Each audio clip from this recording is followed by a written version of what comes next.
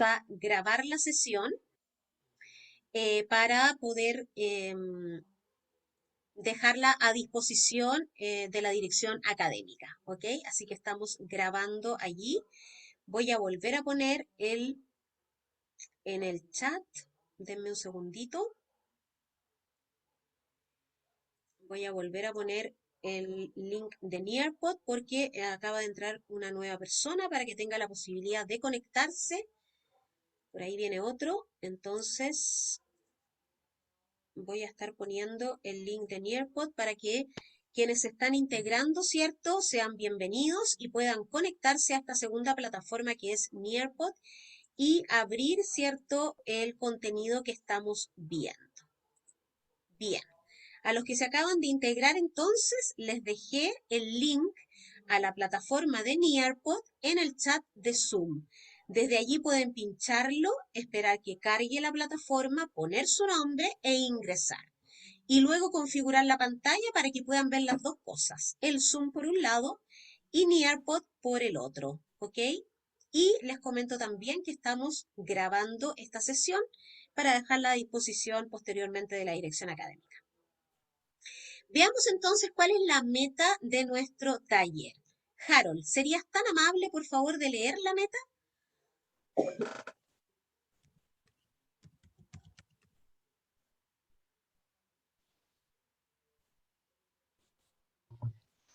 ¿Se escucha ahí? Sí, perfecto. Sí, ahí sí. Planificar los diferentes momentos de la clase, tomando como base los conceptos de aprendizaje significativo y profundo y la teoría de la carga cognitiva para favorecer el aprendizaje de los estudiantes. Muchas gracias, Harold. Tal como indica entonces nuestra meta, el propósito de este taller es poder compartir con ustedes una estructura de clases, ¿cierto? Una forma de organizar las clases que va a permitir que el aprendizaje de sus estudiantes sea más efectivo. ¿Por qué? Porque nos vamos a basar, ¿cierto?, en algunos conceptos propios de la psicología cognitiva que nos ayudan a comprender de qué manera aprenden nuestros estudiantes. Y entonces, basados, ¿cierto?, en esas teorías, en esos principios, vamos a compartir esta teoría, estos principios, digamos, esta estructura de clases que nos va a hacer sentido en cuanto permite comprender el propósito de cada momento de la clase y cómo este propósito ayuda o favorece el aprendizaje de nuestros estudiantes. Entonces, vamos a organizar el taller de la siguiente manera. En un primer momento, vamos a trabajar con el concepto de aprendizaje significativo y profundo. Vamos a revisar quiénes son sus autores y qué es lo que proponen. Luego vamos a revisar la teoría de la carga cognitiva. Y luego nos vamos a ir a esta propuesta de estructura de clases para poder entenderla desde la psicología cognitiva. Y vamos a terminar con un bonus. Yo le digo bonus porque la retroalimentación es un aspecto que forma parte de la estructura de clases. Sin embargo, es una herramienta tan poderosa que yo he decidido ponerla como un elemento extra, digamos, que va más allá de la estructura misma, justamente porque puede ser muy beneficiosa a la hora de fortalecer aprendizajes, ¿ok? Los profesores que se acaban de integrar, les dejé en el chat de Zoom el link a Nearpod, ¿sí? Pueden pincharlo para que se puedan unir a la plataforma que estamos revisando en este minuto. Profesores, los quiero invitar a que hagan un poco de reconocimiento de sus propias clases.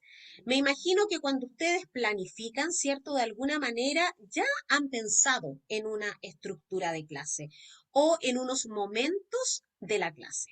Entonces quiero que en su cuaderno o libreta de apuntes respondan a esta pregunta. Cuando ustedes planifican sus clases, ¿qué partes consideran? ¿Qué momentos? ¿Cómo los llaman? ¿Ok? Les voy a dar 2 minutos para que puedan escribir en su cuaderno cuáles son esas partes de la clase que ustedes consideran cuando planifican. Vamos, profesores, los invito a escribir.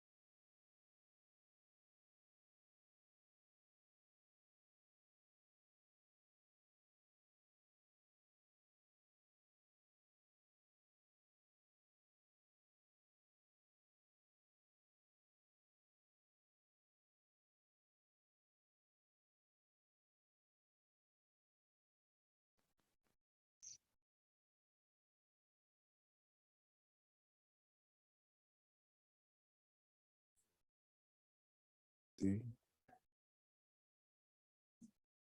Carmen estaba hablando, que estás muteada. No sé si estaba hablando, pero te veo que... Toda la razón, estaba muy muteada. Le estaba dando la bienvenida a los profesores que se acaban de integrar para que puedan pinchar en el link, perdón, en el chat de Zoom, el link para ingresar a la plataforma de Nearpod. Bien, profesores, me imagino que ya lograron escribir, ¿cierto?, las partes que ustedes consideran cuando planifican una clase. Entonces ahora les invito a que podamos compartir estas respuestas en esta pizarra o muro colaborativo. La idea es que puedan escribir las partes en las cuales ustedes organizan su clase allí en abajo, en la parte de abajo de la pizarra, y luego ponen postear, y de esa manera les van a quedar sus ideas pegadas en la pizarra. Entonces les invito a compartir.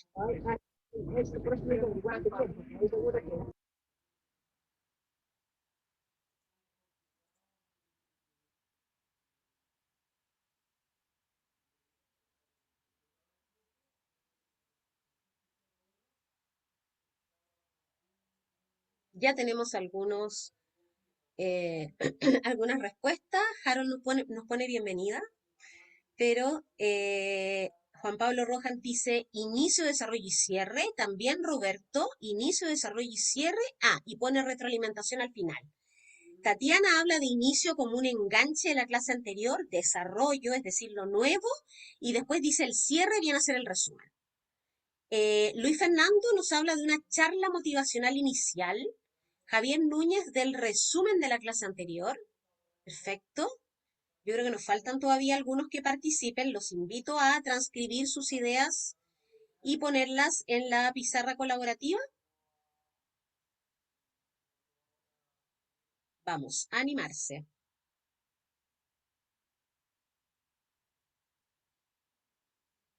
Tengo 6 participaciones y 13 personas en Nearpod, entonces nos faltan varios.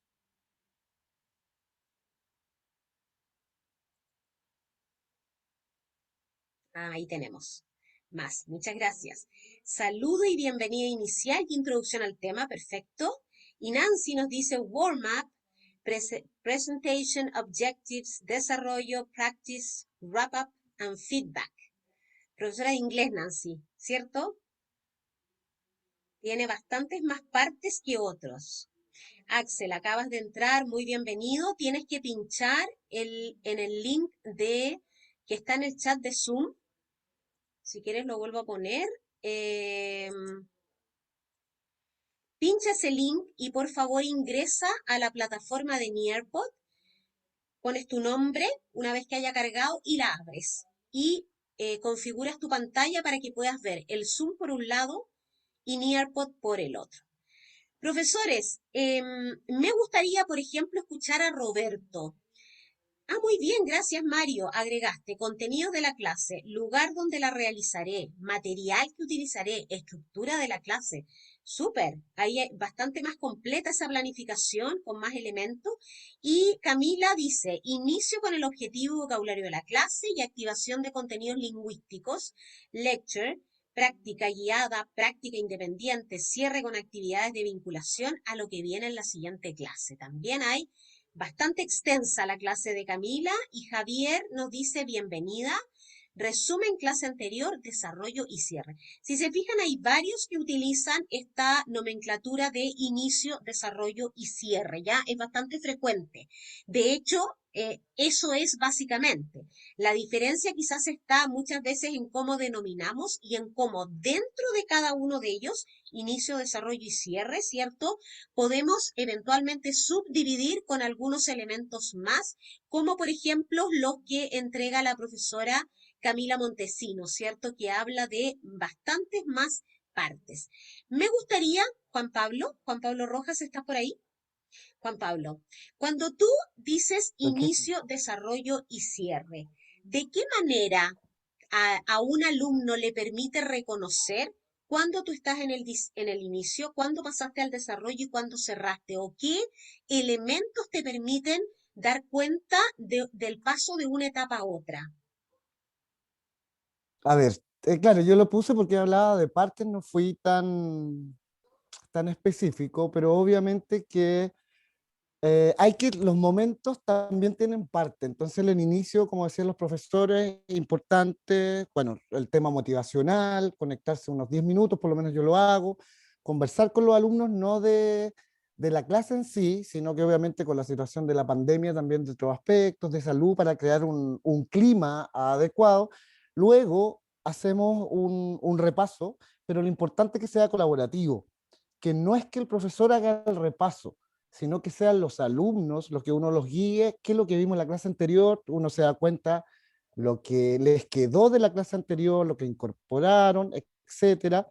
Después presentamos los objetivos de la clase, los aprendizajes esperados, activamos conocimientos también, y ahí viene la parte, una vez que terminamos con el inicio, ya cuando entramos al desarrollo, activamos conocimientos previos en torno a lo que me decía la profesora Tatiana, de lo nuevo que vamos a ver. Si vamos a Bien. trabajar una materia, un contenido, Perdona que te etcétera. interrumpa, Juan Pablo. Sí, Entonces, como para poder leer en el relato que estás haciendo la pregunta que te hice. Por lo tanto, la introducción de conocimientos nuevos sería lo que marcaría el cambio entre el inicio y el desarrollo. claro, pero de alguna manera da el paso entre el inicio, porque ahí se aborda, luego que uno dice los aprendizajes esperados, lo que quiere lograr en los alumnos, da el tema, hoy vamos a trabajar tal tema, tal estructura, actividades, y a partir de eso comienza la pregunta en qué conocen respecto a este tema, qué conocimiento previo, porque obviamente que eso ayuda también para que el alumno tenga significado de lo que va a aprender, después que uno lo anexe a la asignatura, sea transversal o de carrera. Entonces, para mí en esa parte se da la transición entre terminar el inicio y comenzar con el desarrollo, un poco preguntándole a los alumnos qué abordan, qué saben sobre el tema particular, para después dar paso a la actividad o a la parte teórica, que tiene que ser bien breve, 15 o 20 minutos. Y finalmente, para terminar, después del desarrollo, si hacemos actividades, una retroalimentación de la actividad, porque obviamente para que los alumnos vean qué aspectos tuvieron positivos, cuáles que son los que tenemos que mejorar. Y en el cierre es importante reforzar también lo que los alumnos aprendieron. ¿Qué aprendieron hoy? Trabajamos esta actividad. ¿Qué les quedó de esta actividad? Y a partir de eso que también ellos hagan un resumen. Muchos profesores en general caemos en que nosotros hacemos por tiempo, por otros factores, decir, ya chiquillos, hoy día vimos esto, nos vemos la clase pasada, ¿hay alguna duda? No, lo importante es cerciorarse efectivamente qué le quedó al alumno. Por lo tanto, el cierre es muy importante, tomarse un tiempo para poder realizarlo, ¿no? 5 o 10 minutos, de acuerdo a la planificación que uno tiene, para ver efectivamente qué aspectos importantes destaca el alumno y, como tú decías delante, el aprendizaje significativo. ¿Qué le hizo más significado a partir de lo que aprendió, pensando también en el conocimiento previo y vinculándolo con lo que va a aprender también y lo que va a usar en su futuro profesional? Súper. Entonces, la introducción de conocimiento nuevo marcaría el paso entre el inicio y el desarrollo y el retomar ciertos aspectos que le hicieron significado y repasarlo sería el momento en el cual o la situación que te permite ir del desarrollo al cierre. Como que por ahí más o menos, ¿cierto? Juan Pablo, ¿Sí? ¿Se escucha? ¿sí? ¿Se escucha? Sí, sí te escuchamos. Ahí sí, sí, sí. Juan Pablo parece que está un poquito inestable de internet. Sí, después de se corta. Claro, por nuestro modelo sí, por el modelo de competencias que tenemos nosotros, es importante siempre en todas las clases llevar a la práctica lo que nosotros enseñamos teóricamente. Por lo tanto, después de esa actividad, hacer una retroalimentación de los puntos positivos, a mejorar, y luego viene la parte del cierre, donde uno le pregunta a los alumnos, de acuerdo a lo que planteó, a los objetivos que planteó inicialmente en la clase, los aprendizajes, qué le quedó, qué fue significativo, y entre todos hacemos un cierre de los aspectos más importantes, y eso también me ayuda a saber en general qué es lo que tengo que repasar en las clases Súper, posteriores, eso excelente. principalmente. Muchas gracias, Juan Pablo. Bueno, de acuerdo al relato que nos acaba de hacer Juan Pablo, que fue bastante detallado, y a las respuestas que ustedes dieron, ¿cierto? Efectivamente, los momentos que ustedes consideran en la clase tienen que ser, ¿cierto?, acorde a lo que acaban de decir. ¿Qué es lo que este taller les va a permitir en el fondo visualizar? Cómo estos momentos, ¿cierto?, tienen un propósito específico que está fundamentado en la psicología cognitiva y en de qué manera o cómo aprenden los estudiantes. Ese va a ser el aporte porque desde el punto de vista de la estructura, los momentos que ustedes tienen identificados son efectivamente los mismos momentos que les voy a presentar yo, a pesar de que a veces los nominamos de una manera diferente, pero en realidad eso no tiene nada que ver, lo que importa es el propósito de ese momento dentro de la clase. Voy a hacer un paréntesis para apoyar un minuto a Axel. Axel, no ingreses a la app, tienes que ingresar directamente al link que te estoy dejando en el chat de Zoom. Y desde ese link lo único que debieras hacer es ingresar tu nombre para acceder a la plataforma de Nearpod. No hay ningún código, ¿sí? Entonces, no ingreses a Nearpod, digamos, en forma como app, sino que pincha el link que te estoy dejando en el chat de Zoom y debiera abrirse la plataforma, poner código. No tiene ningún código. A ver, déjame ir de nuevo. Sí, ese es el código, efectivamente. Pero pinchando el link debiera ser suficiente para que tú pudieses ingresar. O sea, no te debiera pedir un código para ingresar, ¿sí? Ingresa directo al link y del link pone tu nombre y punto. Ahora, el código que te está poniendo Camila efectivamente es el código, pero no te lo debiera pedir, ¿ok? Bien, ojalá que y dime una cosa, Axel, estás en un computador, ¿cierto? No estás en un celular.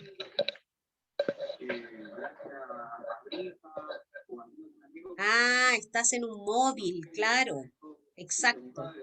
Es por eso. Tengo entendido que desde los Androids creo que se puede hacer, tener doble pantalla, pero no en todos. Agrega el código a ver si con eso vas, pero claro, tiene que ser desde un computador para que te acepte directamente el link. Perdón, profesor, paréntesis, pero la idea es que ojalá todos quienes estén participando puedan acceder adecuadamente al curso, ¿sí?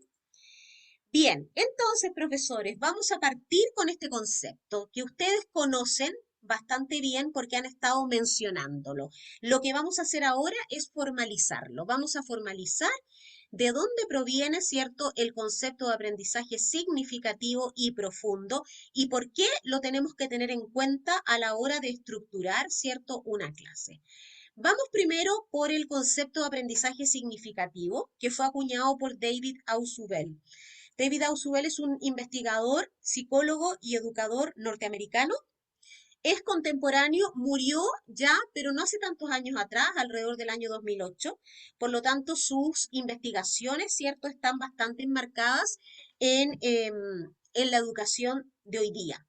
Ausubel, por supuesto, que junto con su equipo de equipo de investigación realizó múltiples investigaciones, pero esta es la que de alguna manera le valió, ¿cierto?, la mayor cantidad de reconocimiento a nivel mundial, que es el concepto de aprendizaje significativo. ¿Qué es lo que nos dice Ausubel respecto al aprendizaje significativo? Él dice, es necesario para lograr aprendizaje que los docentes exploren, conozcan lo que los estudiantes ya saben, ¿cierto? Que puedan hacer el vínculo con aquel campo informativo que los estudiantes ya conocen respecto del conocimiento nuevo. Una vez que el docente ha podido activar esos conocimientos previos respecto del tema que el docente va a plantear, entonces el docente debiera enganchar, anclar el nuevo conocimiento a partir de esos conocimientos previos. Ahora, ¿por qué David Ausubel dice que esto es tan importante? Porque él dice, cuando el estudiante es capaz de conectar el nuevo conocimiento con conocimientos anteriores que pueden ser experienciales o que pueden ser, tal como ustedes decían, de la clase anterior, lo que les acabo de enseñar, ¿cierto? O simplemente de la propia experiencia del estudiante, la posibilidad de que ese estudiante aprenda el conocimiento nuevo va a ser mucho más llana, va a ser mucho más factible, porque ese nuevo conocimiento se transforma en un aprendizaje significativo para el estudiante, porque el estudiante fue capaz de conectarlo con una experiencia personal, con un campo informativo ya conocido para él. Ahora, esto de eh, activar conocimientos previos es algo que se hace con mucha frecuencia. La mayoría de los docentes lo hace. Generalmente inician sus clases preguntando, ¿recuerdan lo que vimos la clase anterior? ¿Qué recuerdan de tal concepto? ¿Qué experiencia tienen respecto de este tema que vamos a tratar hoy día? ¿Con qué lo conectan? Etcétera. Pero lo más desafiante en el fondo, después de activar esos conocimientos previos, es qué hago con esos conocimientos. Cuando el niño diga, sí, efectivamente, en la clase anterior vimos A, B, C, D. O cuando el estudiante diga, sí, yo en una ocasión me pasó que, y haga la correspondiente conexión. ¿Qué hago con eso? Porque generalmente yo planifico mi clase, hago este ejercicio y después sigo para adelante. A la pericia en el fondo, el desafío está en tomar esos conocimientos previos y utilizarlos para poder enganchar desde ahí el siguiente conocimiento. De lo contrario, no hay conocimiento o aprendizaje significativo.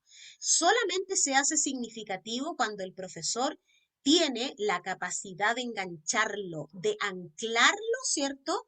El conocimiento previo con el nuevo conocimiento. Y eso a veces es algo que no se da con tanta frecuencia, ¿ok? Entonces, la importancia no es solo saber qué es lo que los niños ya saben de este tema, sino cómo utilizo esos conocimientos anteriores para engancharlos o anclarlos con el nuevo conocimiento. David Ausubel, en el año 1986, declaró que el factor más importante que influye en el aprendizaje es lo que el alumno ya sabe, porque evidentemente se produce, ¿cierto?, la posibilidad de acceder al nuevo aprendizaje de manera mucho más fácil que si es que no lo enganchamos con conocimientos previos. Vamos entonces ahora al concepto de aprendizaje profundo. Para los profesores que se vienen integrando, les dejé en el chat de Zoom el link, ¿cierto? Para acceder a la plataforma de Nearpod, que es donde estamos revisando el contenido. El concepto de aprendizaje profundo es un concepto que acuña David Perkins. David Perkins está todavía vivo y nos visitó no hace mucho tiempo en Chile. Por lo tanto, también es un investigador contemporáneo. Él está adherido al grupo de Proyecto Cero de la Universidad de Harvard, que nos entrega en forma permanente, ¿cierto?, actualizaciones respecto del aprendizaje y de cómo mejorar nuestras prácticas en el aula. David Perkins en el año 1999 habló de aprendizaje profundo y lo definió. Tatiana, ¿serías tan amable de leer la definición que da Perkins respecto a aprendizaje profundo? Sí, dice, el aprendizaje profundo se evidencia cuando un aprendiz frente a un tema determinado puede realizar múltiples operaciones tales como explicar, definir, describir, justificar, etc. Es decir, el aprendiz es capaz de demostrar la comprensión de esos conocimientos como desempeños, saber hacer. Perkins, 1999. Muchas gracias, Tatiana. Fíjense bien, ¿se han fijado que el aprendizaje profundo es una de las cosas que uno como docente, como profesor, más persigue? Generalmente uno dice, claro, los niños se prepararon para la prueba el día anterior, lograron contestar medianamente bien, pero pasado mañana se les olvidó todo, les entró por una oreja y les salió por la otra. Muchas veces nosotros mismos siempre decimos, por ejemplo, yo puedo afirmar que yo parece que de matemáticas sé multiplicar, sumar, dividir y restar. Fin, sí, un poquito porcentaje y la regla de tres. Creo que eso es todo lo que aprendí, pero yo estoy segura que en el colegio me enseñaron muchísimo más. Por ejemplo, todavía recuerdo lo desafiante que fue para mí despejar ecuaciones de segundo grado. Hoy día sería completamente incapaz de hacerlo. ¿Por qué sucede eso? ¿Por qué ese aprendizaje no fue para mí profundo? ¿Por qué yo no logro hoy, si me plantean una ecuación de segundo grado, despejarla? Les planteo a ustedes la misma pregunta. Traten de hacer memoria de algo que hayan aprendido, pero que en realidad hoy día ya lo olvidaron. ¿Por qué creen ustedes que hoy día tenemos ciertos aprendizajes de los cuales podemos dar cuenta en forma perfecta y otros que nos entró por una oreja y salió por el otro?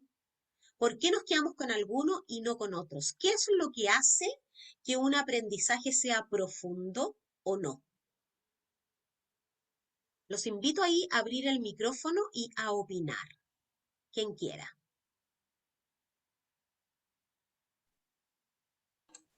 Yo, Hola. mucho desactivamos el micrófono. Gracias, Cami. ¿Puedo ir yo? No sé. Sí, pero por supuesto. Yo creo que sí, yo creo que tiene que ver con dos cosas principalmente. Primero, con la experiencia de quien se está formando y cómo esa experiencia y ese nuevo saber le hace sentido en torno a ese proceso de formación. Cuando aprendemos cosas que no quiero usar la palabra útil porque no tiene que ver con esa utilitariedad que se le piensa a veces al conocimiento, como que nos sirve solo para algo, sino que también en ocasiones aprendemos cosas que nunca se nos olvidan, pero porque están conectadas y porque hacen sentido con el proceso formativo como sujeto integral, no solamente como un sujeto, por ejemplo, en nuestro contexto profesional, sino que también como un sujeto integral que tiene experiencia y que vive en un mundo y que está construyendo también su propia realidad y de la misma comunidad y la sociedad. Entonces yo creo que es profundo cuando es aquello que nos toca, que nos moviliza y que por lo tanto es como parte, se torna parte de nosotros. Perfecto. Eso. Gracias, Camila. Camila ha dicho algo bien interesante. Dice, cuando las cosas se tornan parte de nosotros. Y Axel en el chat nos dice, puede estar relacionado a la motivación e interés, que también se une un poco a lo que nos acaba de decir Camila, ¿cierto? Aquello que es significativo para nuestra vida. ¿Por qué para mí las ecuaciones de segundo grado no habrán sido significativas? Claudio, ¿tú qué opinas? Hola, Carmen. Hola. Mira, me voy a conectar un poquito con lo que tú mencionabas sobre las ecuaciones en segundo grado, porque a mí me costó mucho, igual que a ti. Y bueno, yo tengo ahora una hija en enseñanza media y tiene mucha habilidad para hacer ecuaciones mentales, ¿Ok? pero eso se viene dando, mira, por un factor que está en relación con lo del aprendizaje significativo, porque ha contado con dos muy buenos profes en el colegio de matemática, en donde toda la matemática está relacionada con la experiencia concreta, con la experiencia real. Eh, o sea, te lo doy con un pequeño ejemplo, digamos. Hacer ecuaciones mentales para resolver temas, por ejemplo, de aglomeraciones de ciudadanos en una manifestación, por ejemplo. O sea, el profe de matemática está pensando históricamente en la situación histórica en la que estamos en este país y lo está conectando con un tipo de conocimiento súper abstracto. En el vínculo en donde yo puedo hacer la relación para estudiar o para apoyar en el estudio a mi hija, lo puedo llevar, digamos, con el fomento significativo de la realidad que estamos viviendo, digamos, en términos Súper, históricos, y me ha dado muy buenos resultados. Pero súper. eso implica que trabajar con el profe codo a codo es una tarea constante. Ahora, mi hija está en media, pero ¿qué va a pasar cuando llegue a la enseñanza superior? Y aquí viene un punto del enganche con lo que te quería preguntar en el fondo. Ujú, Yo soy profesor de lenguaje en el Duoc y me he ujú. topado muchas veces con estudiantes que me dicen, profe, ¿usted qué opina del lenguaje inclusivo? Y fíjate que me he dado cuenta que hay muchos estudiantes que son súper reticentes al lenguaje inclusivo. Ujú. Y son estudiantes que vienen egresando hace muy poco en la enseñanza media. Y en la enseñanza media, en los últimos 10 años, los programas de lenguaje y comunicación la reflexión sobre el conocimiento estructural de la lengua ha decaído enormemente. En términos muy simples, la gramática, entendida en función de la sintaxis, ha ido desapareciendo. Y de hecho en el Duoc el enfoque está ligado fundamentalmente a un enfoque funcional, que se haga cargo de estos cambios.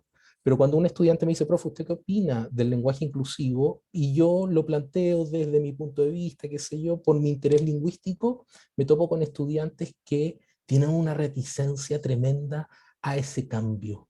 Ujú. Y ahí quisiera hacerte la pregunta, ¿no será que estos aprendizajes profundos de repente se van deconstruyendo de acuerdo a la experiencia histórica, a la experiencia generacional también, y también ideológicamente van chocando?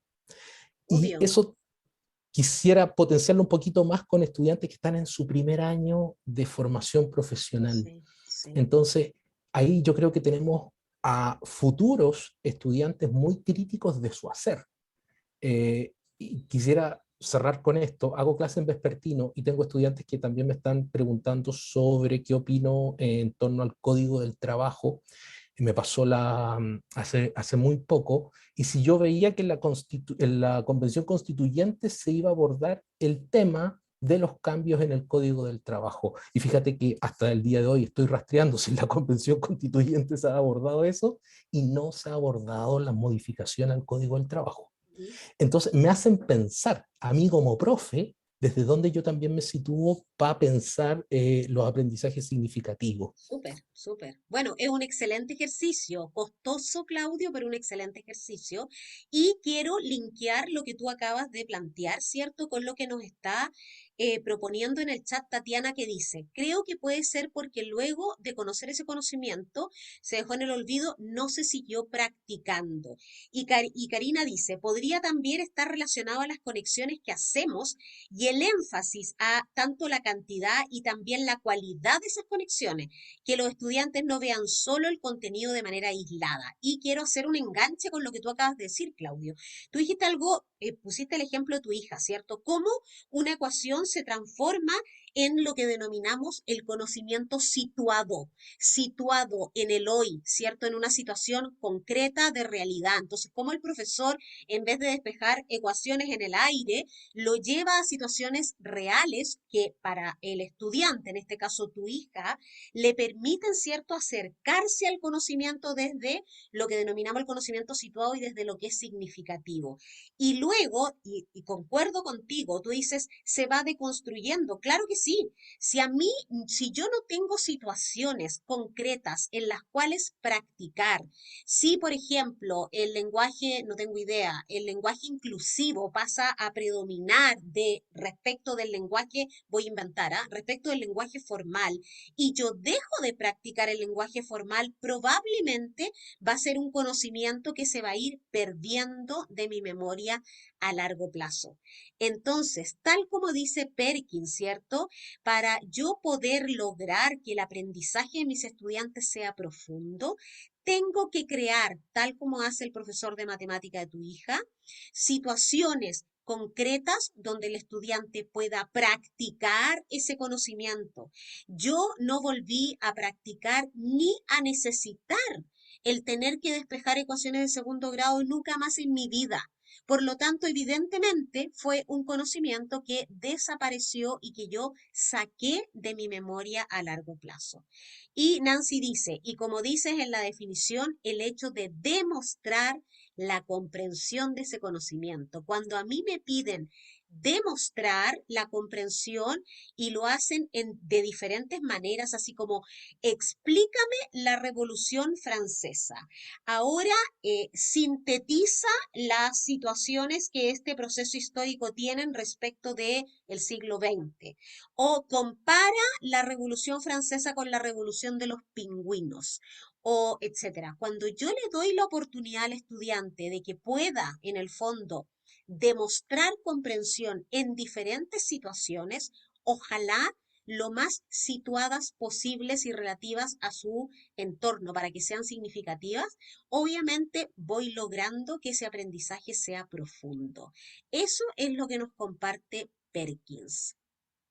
Entonces, profesores, apliquemos estos dos conceptos, Se los voy a repasar.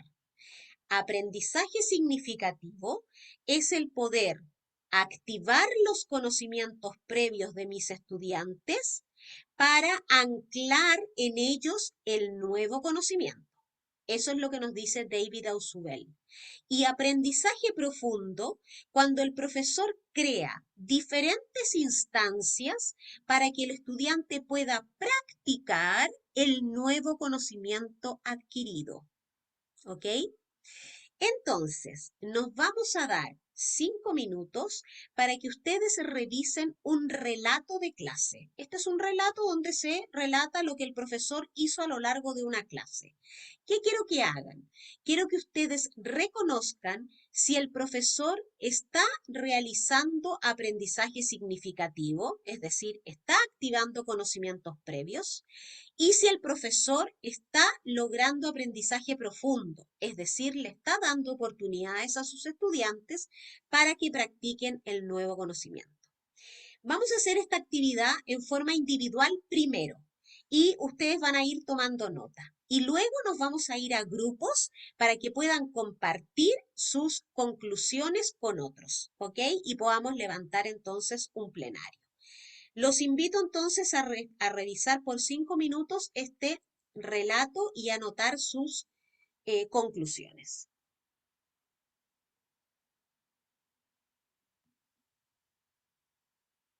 Si tienen alguna duda, me pueden escribir por el chat.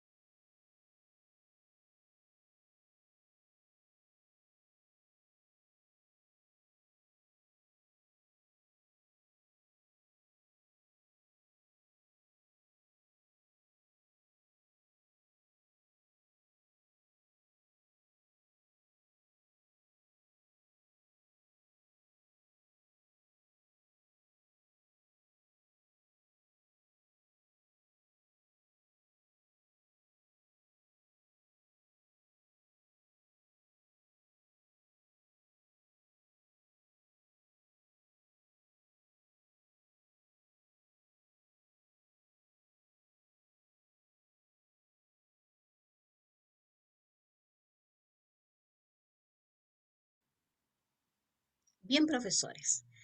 La idea entonces ahora es que se puedan ir a grupos pequeños para compartir sus conclusiones. Les recuerdo la pregunta. ¿Hay aprendizaje significativo? ¿Hay aprendizaje profundo en esta clase que tenemos el relato allí? Entonces compartan, ¿cierto?, con sus compañeros. Nos vamos a dar 6 minutos para compartir. Recuerden que cuando los inviten a grupos pequeños, ustedes aceptan la invitación y luego van a volver solos otra vez a la sala principal, ¿ok? No aprieten nada para volver antes, no es necesario. Entonces los invito para que luego podamos compartir entre todos cuáles fueron las conclusiones a las cuales llegaron. Ahí están los grupos. Acepten la invitación para que se puedan ir a sus respectivos grupos pequeños.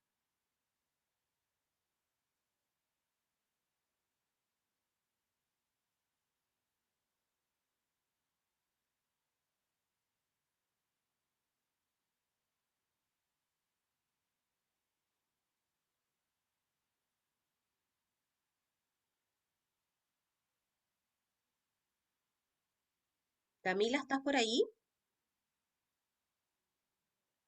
Nancy,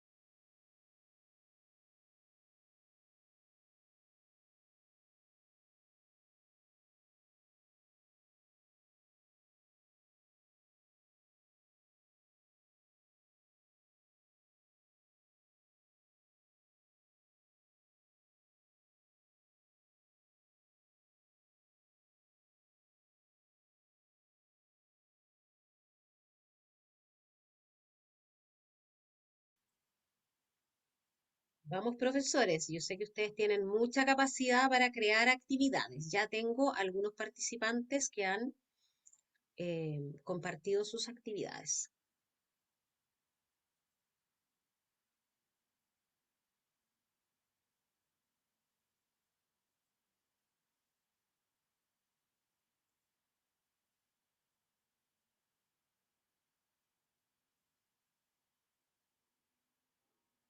Hay muy buenas ideas.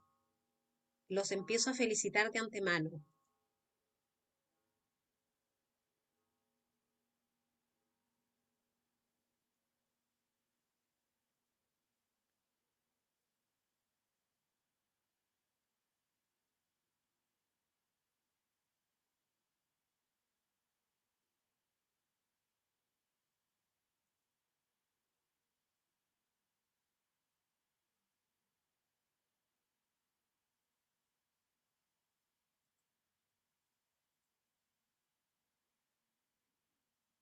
Vamos, 30 segundos para terminar.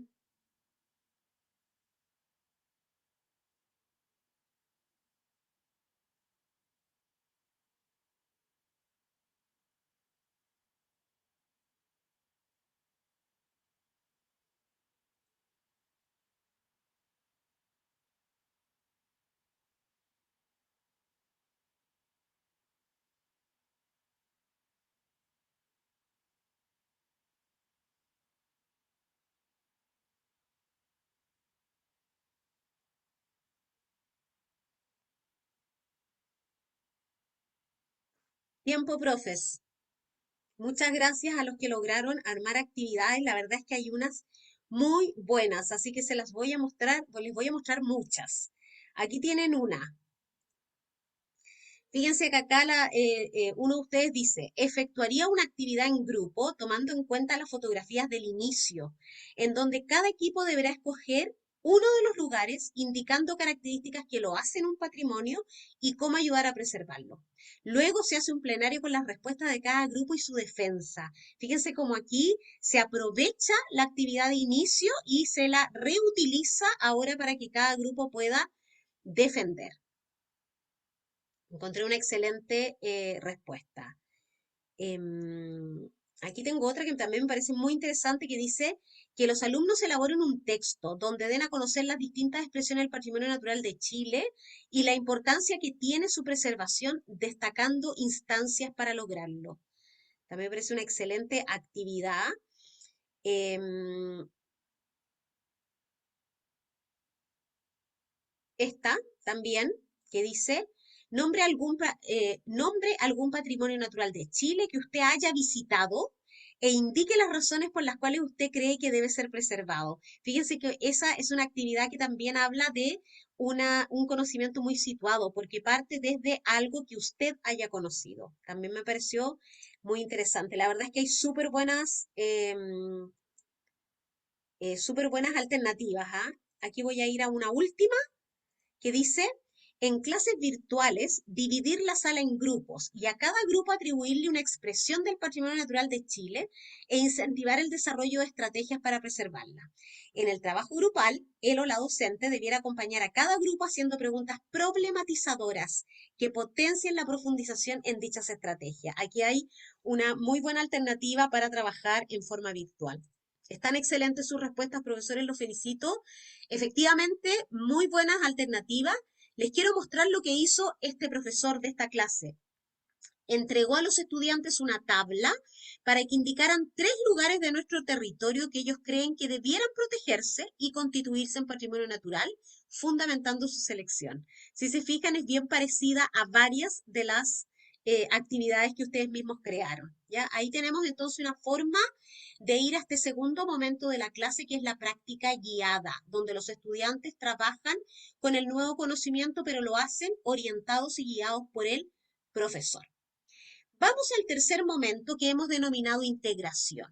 Fíjense que la práctica guiada es una instancia muy importante para que el profesor pueda monitorear cómo los estudiantes están trabajando con el nuevo conocimiento, si están efectivamente integrándolo muy bien o si están teniendo dificultades. Si es un conocimiento procedimental, ¿en qué momento, en qué paso están a lo mejor teniendo un momento, digamos, de obstáculo y que no están pudiendo avanzar?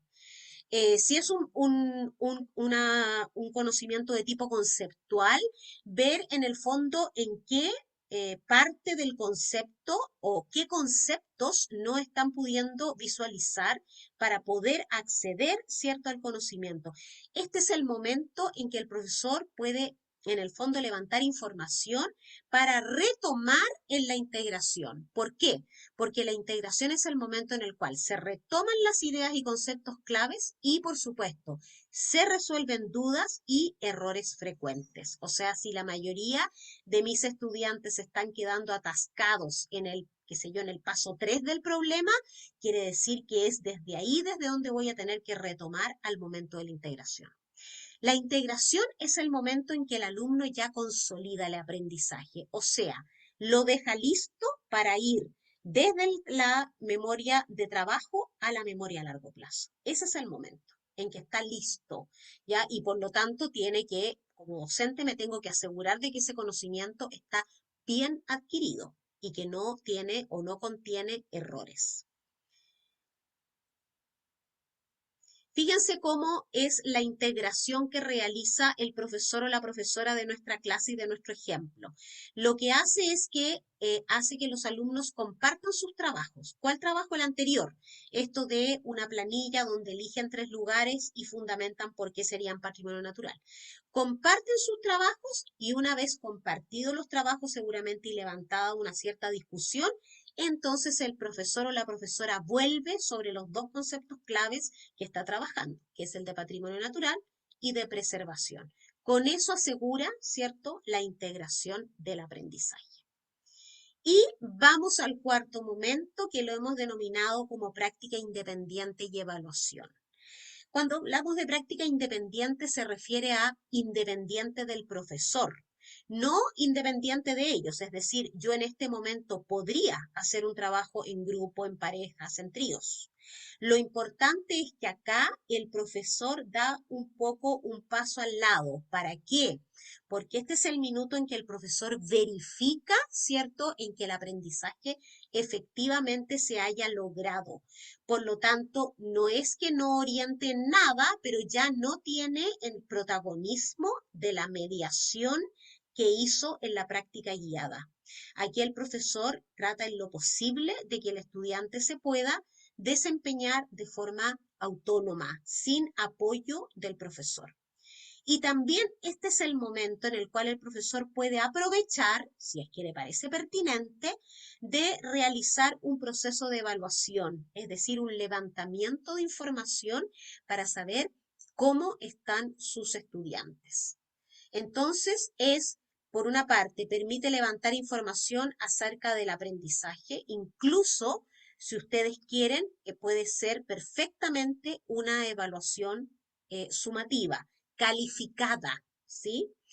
Y obviamente este es el momento en el cual yo vuelvo sobre la meta u objetivo de la clase, porque me tengo que asegurar de que esta actividad, este desempeño, ¿cierto?, dé cuenta, permita efectivamente evaluar si los estudiantes o los jóvenes han logrado el aprendizaje esperado, es decir, lo que me planteé como meta al inicio de la clase.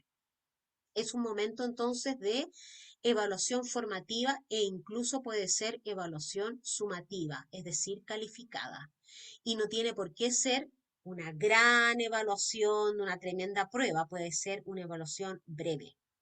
Ahora, esta práctica independiente, ¿cierto? Puede ser pequeña o puede ser extensa. Va a depender de la clase. Lo que yo les decía anteriormente, si es una clase en la cual presenté conocimientos nuevos, probablemente esta parte de la clase debiera ser más breve. Pero si es una clase que ha consistido en práctica guiada, a lo mejor es el momento de hacer una práctica independiente un poquito más compleja, que implique más tiempo y la puedo aprovechar para calificarla. Volvamos a nuestro ejemplo del patrimonio natural. Ahora los quiero invitar a que ustedes puedan crear, construir una actividad que me sirva de práctica independiente y al mismo tiempo me permita levantar información, es decir, sea una forma de evaluación formativa. Entonces, al igual como hicieron antes, los invito a volver a revisar la meta y a crear, ¿cierto?, una actividad que sea de práctica independiente y al mismo tiempo de evaluación formativa. Nos damos unos minutos para responder.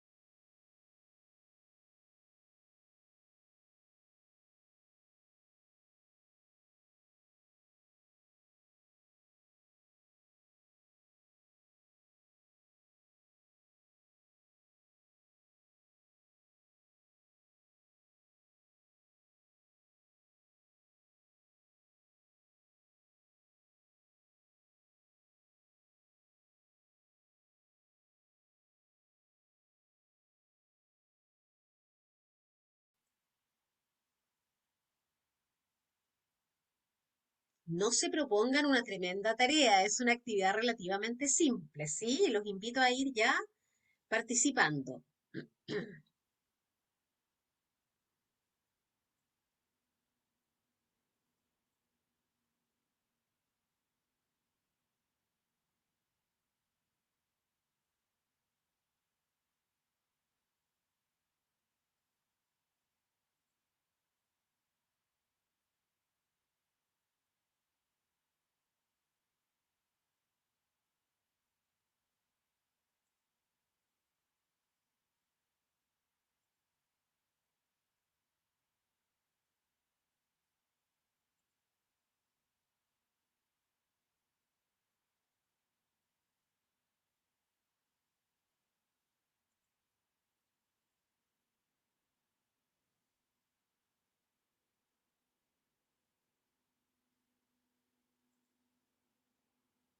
Ya tenemos varios profesores que ya han puesto su actividad.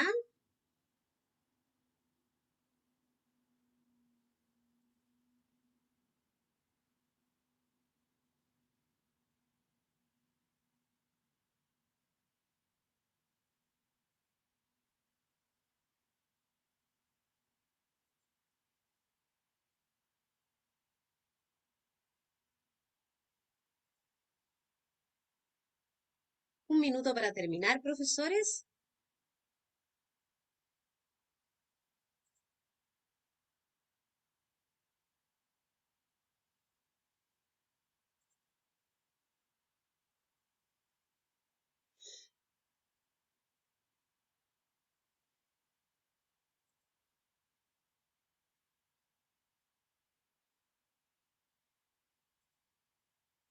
Bien, tiempo.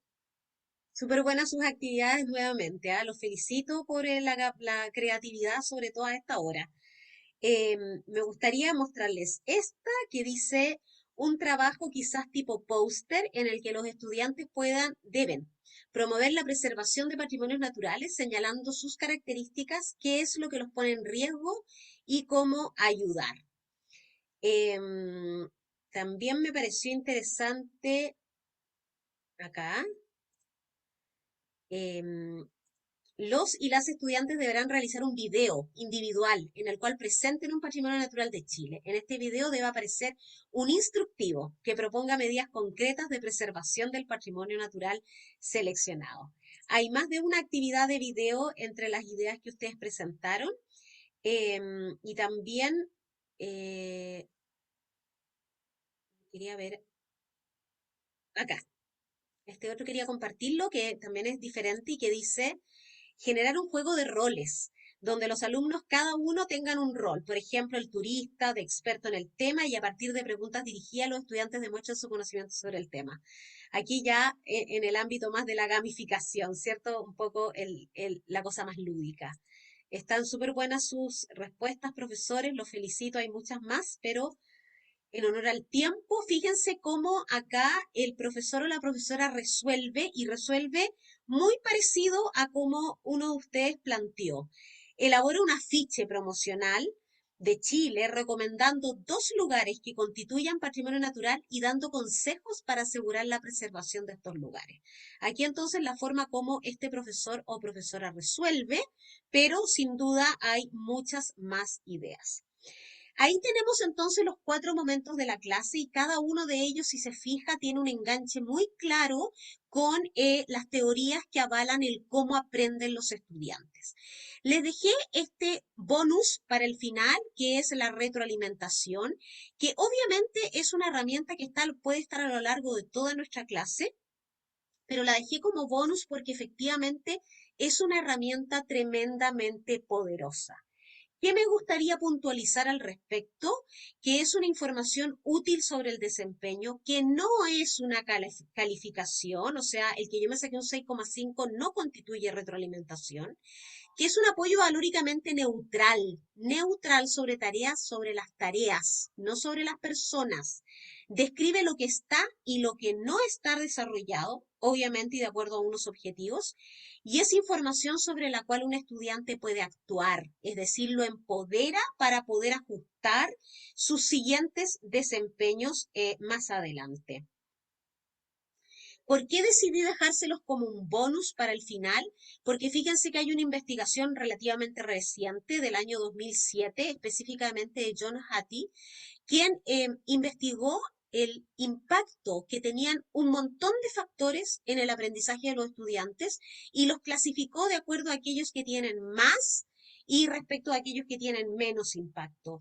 Y el elemento que más impacto tiene en el aprendizaje de un estudiante es la retroalimentación. Ahí lo tienen en primer lugar, dice feedback. Obviamente está seguido de otros aspectos como la disposición cognitiva de los estudiantes al aprendizaje, la calidad de la instrucción, la cantidad, es decir, el tiempo destinado, etcétera. Pero la retroalimentación resultó ser la primera. Por eso les decía yo, es una herramienta tremendamente poderosa a la hora de lograr aprendizajes. Sin embargo, tiene que ser una retroalimentación bien hecha. ¿Cuándo una retroalimentación es efectiva? Primero cuando es descriptiva, ¿ya? Y ya vamos a ver específicamente a qué nos referimos con descriptivo. Cuando brinda apoyo, es decir, me dice, ¿cierto?, cómo puedo yo mejorar. No solamente, mira, esto no está bien logrado, sino que qué debiera hacer yo para lograrlo. Cuando es oportuna, obviamente, es decir, cuando la entrego antes de que el estudiante se vea enfrentado nuevamente a un proceso de evaluación y por lo tanto él pueda y alcance a hacer los ajustes necesarios. Cuando es específica, es decir, no cuando yo digo, mira, en general bastante bien todo. No, ¿qué todo? O sea, si es un ensayo, mira bastante bien la redacción, bastante bien, no tengo idea, la utilización del algoritmo, etcétera. ¿Ya? O sea, específica. Y además cuando es creíble y genuina. No olvidemos, ¿cierto?, que nuestros estudiantes lo comparten todo. Muchas veces y en ocasiones, a veces creamos así como frases cliché y las empezamos a utilizar como retroalimentación para varios estudiantes. Los estudiantes se dan cuenta y dicen, bueno, no, si en realidad el profe lo que hace es que, bueno, arma unos parrafitos y después lo copia y pega para todos más o menos igual. Por lo tanto, no hay realmente una retroalimentación genuina. Aquí Juan Pablo nos dice, cuando parte de lo positivo y no solo se centra en lo que hay que mejorar, bueno, sí, siempre, una buena retroalimentación siempre parte desde lo que el alumno logra y después se refiere a aquellos aspectos que están por lograr. Y como dice acá, la retroalimentación más efectiva focaliza la atención prospectivamente, más que retrospectivamente. La pregunta importante no es qué hice bien y qué hice mal, sino que ¿qué hago ahora? ¿Qué hago ahora para llegar donde tengo que llegar? Eso es como lo más importante, cómo llego. Los invito a revisar estas dos retroalimentaciones. Nos vamos a dar un minuto para leerlas y quiero que luego me comenten qué elementos les llaman la atención de una y de otra. Vamos un minuto de lectura.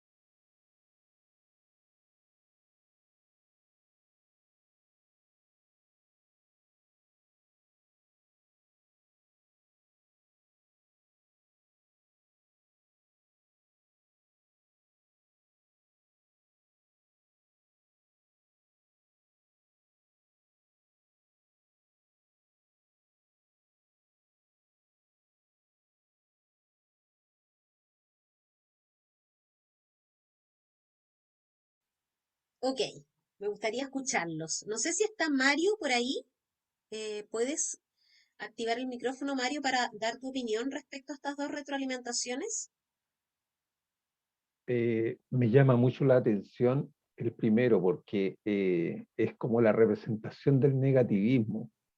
O sea, ese primer comentario te tira para abajo cualquier cabro, digamos, ya de no querer hacer mal las cuestiones y que lo hizo todo mal. El segundo es mucho más esperanzador, como se comentaba en una retroalimentación. Te da esperanza de poder hacer las cosas mejor y te dan deseo de seguir haciéndolas. Eso es Sin más o duda. menos. Muchas Sí. gracias, Mario, ¿cierto? O sea, Mario aquí nos habla de un poco el impacto emocional que podría generar la primera y la segunda. La primera es como tiro todo, no estoy ni ahí, ya no sigo adelante, pues no tengo vuelta, mientras que la segunda genera la posibilidad de continuar. ¿Qué otro aspecto les gustaría destacar? Luis, ¿qué te parece a ti? Luis Hunda, cuéntanos. Estás sin micrófono, activa tu micrófono, por favor. Justo estaba pensando ahí en lo que decía María ahí, que como que la primera descripción ahí, como que me recuerda cuando estudiaba yo. Era como un método más antiguo, ¿eh?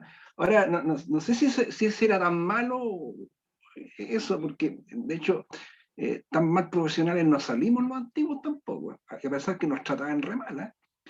Pero los tiempos han cambiado, ¿se fija? Entonces, claro, como que resalta lo malo, lo malo, lo malo, lo malo. Ahora no sé si eso será positivo o será tan negativo o más o menos, no sé. Ahí tengo mis dudas. Ahora, el segundo, claro, si bien es cierto, también hace como le nombra lo que debe corregir, también le menciona las cosas que hizo bien. Entonces, como que eso estimula un poco también al joven, que está como medio tímido, a lo mejor está recién aprendiendo, no sabe si se ha aprendido o no, pero también es bueno que positivo que le resalte o que le deje claro lo que ha hecho bien también, ¿cierto? Así No es, ¿cierto? solamente, o sea, que te digan que uno hace las cosas mal, está bien también, ¿cierto? Pero también, como decía ahí Mario de Loret, para no quedar con, con el ánimo por el suelo, también es bueno que lo levante, o sea, que digamos, lo sitúe en lo que él tiene malo, pero también lo levante y no lo deje en el suelo, ¿sí? Eso es lo que también opino yo ahí. Muchas gracias, Luis. Efectivamente, o sea, es positivo en el fondo decirle a los estudiantes cuando hay un error. El punto es que le doy pistas para poder llegar, ¿cierto?, a mejorar. Eso es quizás lo más relevante. Fíjense que la primera, tal como ustedes dicen, es una retroalimentación quizás más clásica, quizás desde como antiguamente se hacía y es lo que normalmente se denomina como una retroalimentación evaluativa. Fíjense que el juicio está puesto en la persona. Debe poner atención en clase y seguir la pauta entregada para la realización de la actividad. No me está diciendo el ensayo está mal realizado, ya, pero ¿por qué? No se distingue cada una de las partes. Ok, ¿cómo lo puedo hacer para que se distinga? Y luego cuando le dice debe poner atención, se está refiriendo a la persona. Una retroalimentación efectiva debe ser descriptiva y debe estar orientada a la tarea, no a si yo pongo o no pongo atención, a si sigo o no sigo las instrucciones. Javier, ¿querías comentar algo? Tenías levantada tu mano. No, yo también. Javier no era, ¿no? Sí, sí, sí, Juan- sí, sí, sí, También. sí, Y sí. después Juan No, Pablo, ya. ya, no, es que eso mismo iba a comentar, que a mí me parecía que la primera va a lo actitudinal, al referido, claro, precisamente lo que usted decía, Carmen, a la actitud más que a la descripción del problemático. Aparte que la forma, el lenguaje también construye realidad, la forma en que se expresa, o sea, sugiero ampliar o sea, no está siendo taxativo, no está haciendo una crítica cerrada, sino que está dando posibilidad, sugiero ampliar, en vez de decir no hace esto, sino que... Entonces, claro, eso es lo que quería comentar. Súper. Nada más. Gracias, Javier. Juan Pablo. Sí, yo quería agregar, porque además, bueno, justo lo puse antes del ejemplo, pero me parece muy válido partir por lo positivo. Pero hay otro elemento que no se ha tomado en cuenta acá, que el alumno está en formación. Por lo tanto, si yo también le digo los aspectos positivos que tiene su trabajo, no es la última vez que lo va a hacer. Por lo tanto, él ya va a tener un conocimiento de que eso lo está manejando y lo puede incorporar en el futuro. No solamente decirlo por un tema motivacional, de subirle el ánimo, sino que también como una forma de, en cuanto a la formación, de decirle, tú lo estás haciendo bien, sigue con este camino en esta parte y lo otro, este otro aspecto, yo te recomiendo mejorarlo. Creo que también Excelente. validar lo positivo también tiene que ver con un conocimiento también que el alumno, porque espera siempre el alumno que nosotros le demos una retroalimentación completa. Solamente quería agregar eso. Súper, gracias Juan Pablo. Es súper positivo lo que acabas de agregar, ¿cierto? Estamos con jóvenes en formación. Entonces, qué importante es poder decirle efectivamente tú puedes, ¿sí? Es validarlo, como nos aporta Juan Pablo. Profesores, para cerrar, solamente algunas ideas fuerza de lo que hemos estado trabajando a lo largo del taller. Lo primero, al planificar es importante organizar la clase para favorecer el aprendizaje de nuestros estudiantes. No es solo para que nos quepa dentro del tiempo, ¿cierto?, que tenemos destinado, no es solo para cubrir los contenidos, sino sobre todo para que el aprendizaje de nuestros estudiantes sea efectivo. Activar conocimientos previos, optimizar la carga cognitiva de esa memoria de trabajo y crear variados desempeños para que nuestros estudiantes usen el conocimiento entregado favorece sin duda alguna, ¿cierto?, la consolidación del aprendizaje. Y finalmente, la retroalimentación es una herramienta poderosa para el logro de aprendizajes, muy poderosa. ¿Hay que hacerla en todas las clases de manera así como súper dedicada y individualizada? No, porque generalmente los tiempos lo dan, pero todos nosotros sabemos que hay ciertas clases y ciertos momentos claves. En ese minuto realicen una buena retroalimentación efectiva, dedicada, individualizada, y lo más probable es que tengan excelentes logros de aprendizaje en sus estudiantes. Si en alguna oportunidad tienen la posibilidad de grabar una clase y cronometrarla en términos del tiempo que ustedes son protagonistas de la clase y sus alumnos son protagonistas de la clase, sería maravilloso que algún día ese cronómetro entregara que el 70% del tiempo de su clase están participando los estudiantes y ustedes están participando solo un 30%. Cuando lleguen a esa proporción, felicítense porque lo están haciendo bien. Porque sabemos, ¿cierto?, que cuando la clase es protagonizada por nosotros, probablemente el aprendizaje de sus estudiantes sea poco. Cuando son los estudiantes los que están protagonizando, ya sea para responder preguntas, para realizar actividades, para trabajar en grupo, para discutir, probablemente el aprendizaje de sus estudiantes está siendo mucho mayor. Profesores, para cerrar, me gustaría invitarlos a una evaluación formativa voluntaria. Aquellos que lo deseen pueden planificar una clase tomando en cuenta estos momentos que hemos trabajado, ¿cierto?, en el taller de hoy. Ojalá 1 o 2 momentos. Ejecuten la clase, grábenla y me la pueden enviar por correo. Puede ser la clase entera o puede ser solamente una parte de la clase donde estén ejecutando alguno de estos momentos. Ojalá, obviamente, antes del 24 de agosto a ese correo, que se los puedo copiar igual en el chat si se lo quieren dejar. Y a cambio les ofrezco una retroalimentación descriptiva, constructiva, que les ayude, ¿cierto?, a mejorar. Entonces, obviamente, es una...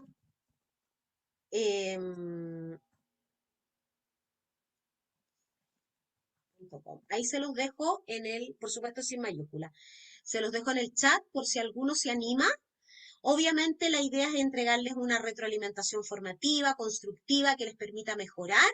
Los que se animen, feliz, encantada de recibir sus grabaciones. Por supuesto es una evaluación formativa voluntaria, no es una obligatoriedad, pero feliz de poder retroalimentar y apoyarlos, ¿cierto?, en la implementación de estos momentos que consideramos son claves y que les pueden ayudar con el aprendizaje de sus estudiantes.